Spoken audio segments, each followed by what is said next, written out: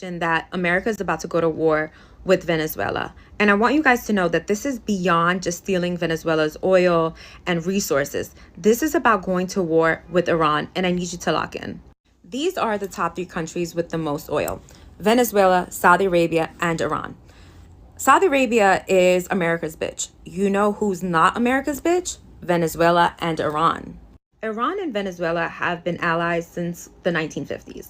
Both countries are an economic lifeline for each other. They trade gold, oil, they share military and security intelligence, and they both have a shared hatred for America, mainly because America is a bully, point blank, period. America wants these countries to get on their knees and kiss the ring. And countries like Venezuela and Iran are basically like, no, suck on this. And that threatens America's power, right? Because not only are they saying no, they have a lot of oil, which makes them another threat. And then the fact that the US, in retaliation, put sanctions on countries like, Venezuela and Iran, they're still able to prosper. They're still self-sustaining. And that threatens America's power. And so America has been fucking with Iran for a minute, right? There's been CIA coups in Iran in the 1950s. They had Saddam Hussein go to war with Iran.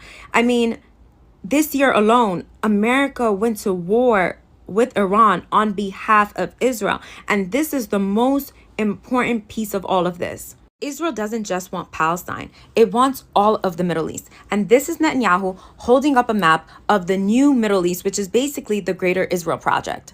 And Netanyahu has been extremely public about his ambitions. This is him talking about the Greater Israel Project at the United Nations.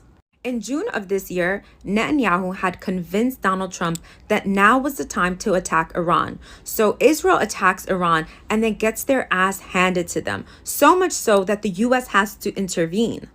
Iran won the 12-day war. The United States had to step in and call for a truce.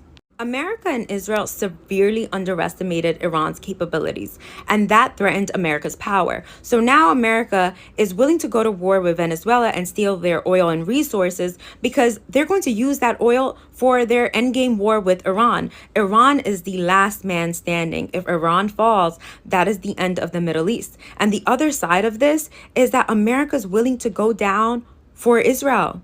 Let me tell you something. There's only one country that has ever used a nuclear bomb. That's the United States of America. And there's only one country in the Middle East that would use a nuclear bomb, and that's Israel. We all need to lock in and stop this shit.